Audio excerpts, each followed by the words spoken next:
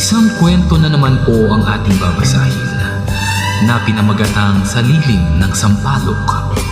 Isang maikling kwento ng pag-ibig na ibinahagi ni Ruben ng Rizal, Nueva Ecija. Sa isang payapang baryo sa Rizal, Nueva Ecija, naninirahan si Ligaya, isang dalagang mahinhin, mahilig umawit sa hapon habang nakaupo sa ilalim ng matandang puno ng sampal.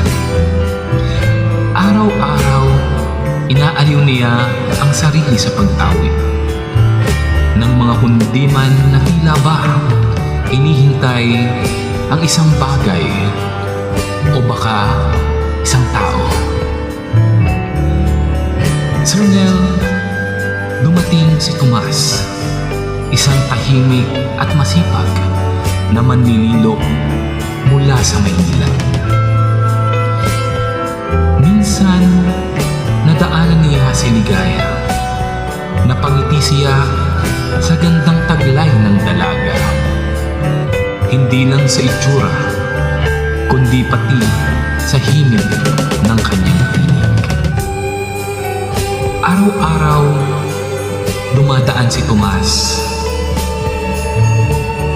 Araw-araw din ngumingiti si Ligaya. Hanggang isang araw, nalaglag ang alahas ni Ligaya. Alaala ng kanyang yumaong ina.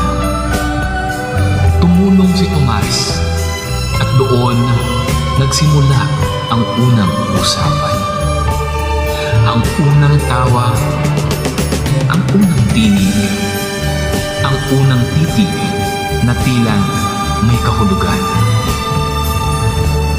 Habang lumilipas ang mga buwan, ang simpleng kumusta ay naging namimiss na kita.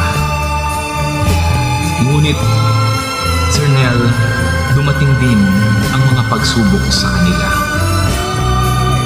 Kinailangang bumalik ni Tomas sa Maynila upang alagaan ang kanyang inang may sakit.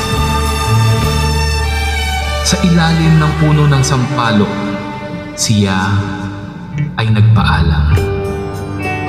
Ligaya, hintayin mo ako sa ilalim ng punong ito. Babalik ako para sa iyo.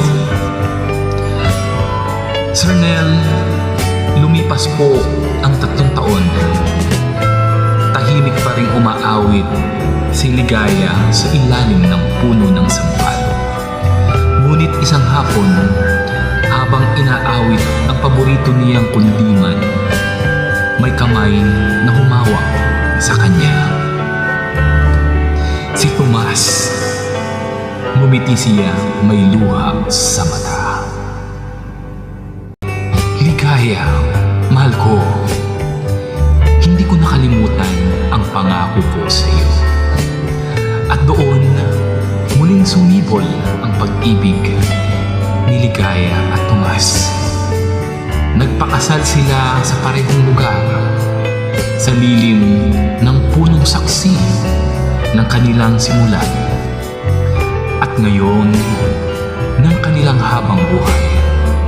At tulad ng lahat ng istoryang isinulat ng tadhana, sa gabay ng pag-ibig at pananampalataya, masaya ang kanilang naging wakas.